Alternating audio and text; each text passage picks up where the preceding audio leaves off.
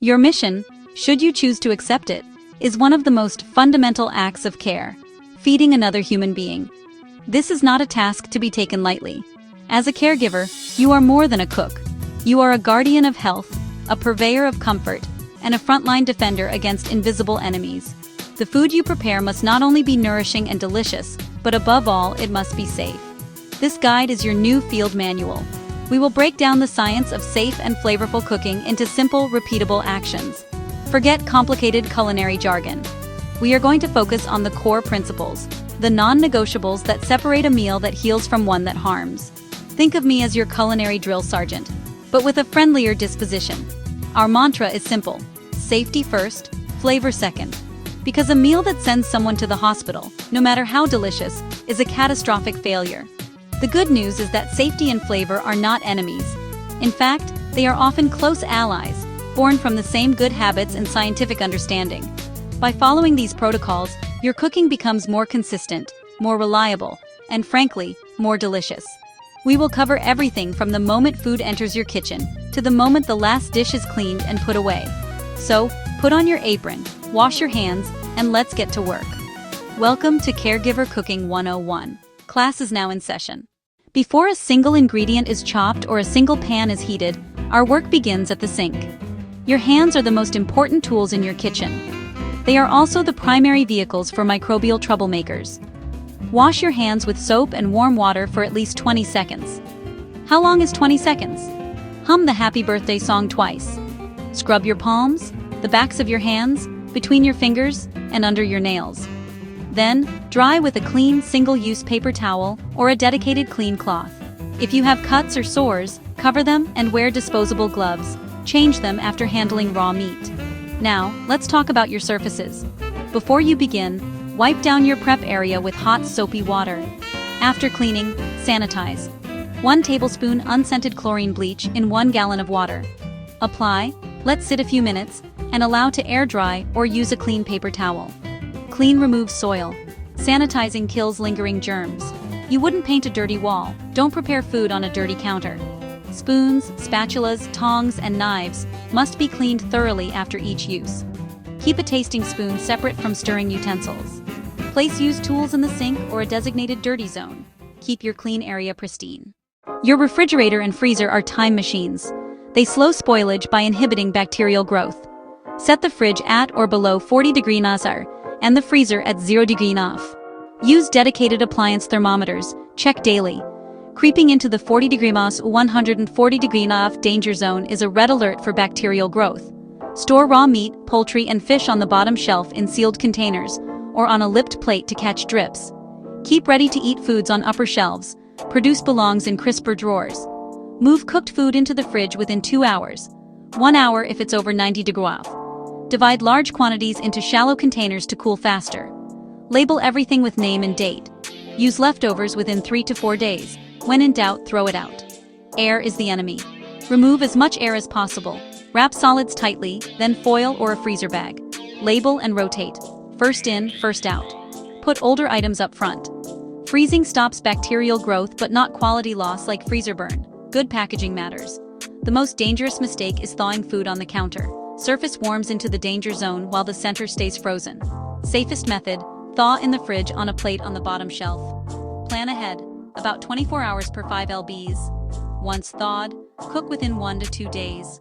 Cold water method, bag it leak-proof, submerge in cold water, change water every 30 minutes. Cook immediately after thawing. Microwave on defrost for emergencies. Some areas may start cooking, so cook immediately. Do not re-refrigerate. Think of microwave defrost as the first step of cooking. Some items like frozen veggies or patties can cook from frozen. Always verify safe internal temps. Safety is verified with a thermometer, not with color. Fridge, 40 degrees. Freezer, 0 degrees. Bottom shelf for raw. Label and date. Thaw safely. Fridge, cold water, or microwave. Master the cold chain to keep residents safe from the start. You place raw chicken on a cutting board, then chop lettuce and tomatoes on the same board without washing. You've committed a cardinal sin of kitchen safety. You've let invisible bacteria like Salmonella and Campylobacter hitch a ride to food eaten raw. This is cross-contamination. Combat it with strict separation. Ideally at least 2 boards, red for raw meat, poultry, seafood, green for produce, bread, cheese. Only one board? Prepare ready-to-eat items first. Then do raw meat. Wash and sanitize board and knife after. Never place cooked food back onto a plate that held raw food. Bring cooked burgers in on a clean plate. Don't reuse raw marinades unless you bring them to a rolling boil for several minutes. After touching raw chicken, wash hands before touching spice jars, fridge handles, or faucets. Better yet, measure spices and oil into small bowls before handling raw meat. Season meat with a spoon or tongs without contaminating other tools. With separation of tools, surfaces, and actions, the only thing you spread is flavor, not bacteria. Separate boards, clean to raw order, clean plate for cooked food, boil marinades, wash hands, pre-measure.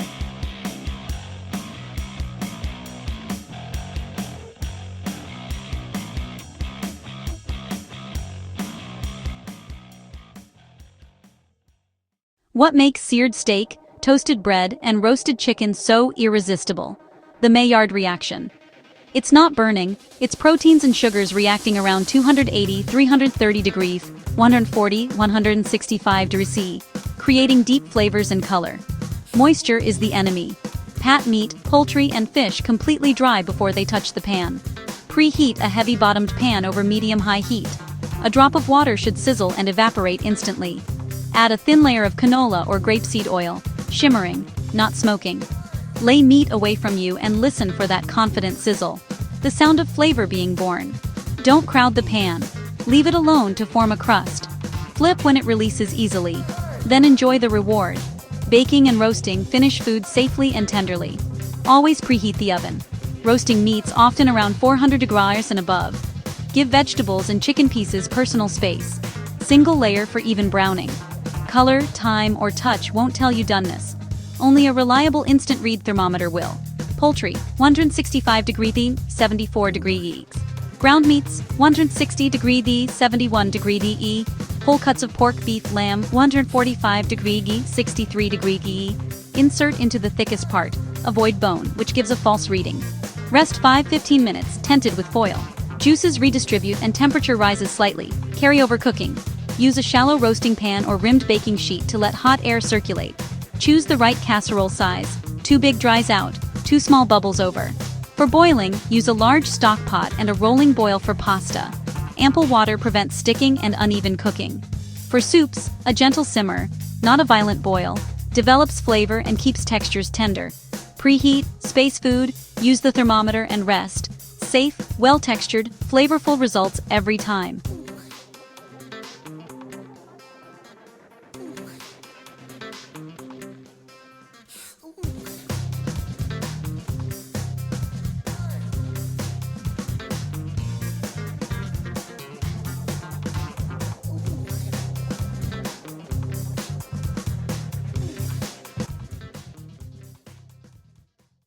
The air fryer has taken kitchens by storm.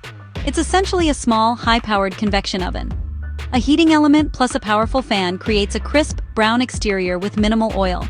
It excels at frozen foods, reheating leftovers, and roasting small batches of vegetables. First, don't overcrowd. Air must circulate around every surface. Cook in a single layer. If needed, cook in batches. A little oil goes a long way.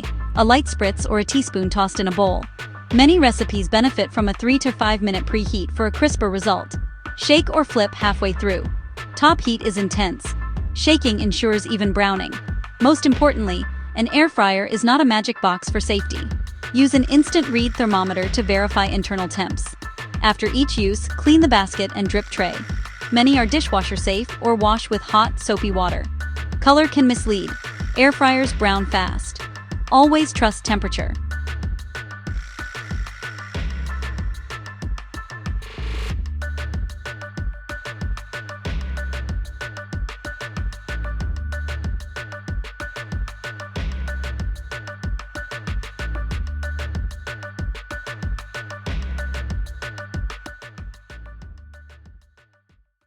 Tools of the trade. Your most important safety tools are not electric. A good pair of oven mitts and silicone grips. Never grab hot cookware with a wet towel. Steam can cause severe burns. Use long-handled tongs to keep hands away from heat and splatter. Heavy stainless or cast iron for browning and searing. Use non-stick for delicate foods like eggs and fish. Protect it with silicone or wooden utensils. A large stock pot is ideal for boiling pasta and simmering soups. Match pan size to burner to avoid hot handles, wasted energy, and hot spots. Your single most critical safety tool is an instant read digital thermometer. Timers are your backup brain in caregiving. Use your phone, the microwave timer, or a mechanical timer. Inspect regularly. Loose knife handles, flaking nonstick, deeply grooved cutting boards. Replace them.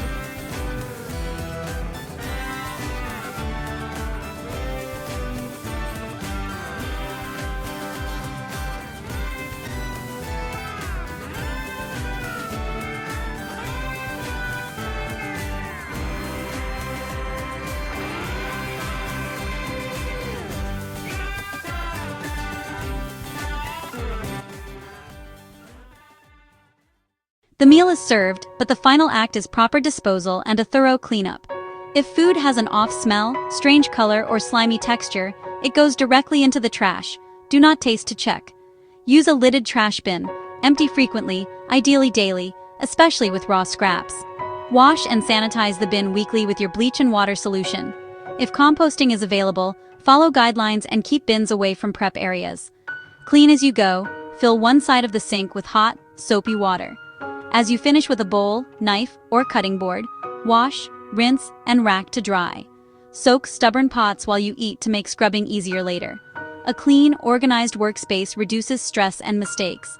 Store leftovers in labeled containers in the fridge promptly. Wipe countertops, stovetop, and sink with hot, soapy water. Then sanitize and let air dry. Finally, sweep and mop the floor to collect crumbs and spills. This daily close-down ritual leaves a clean, safe environment ready for the next meal.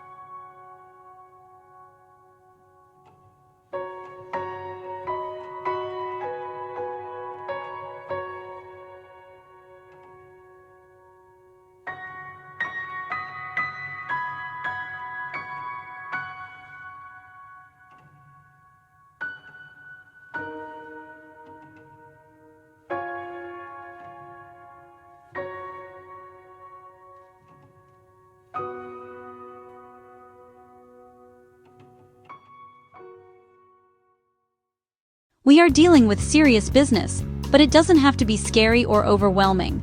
Cooking for someone is an act of love.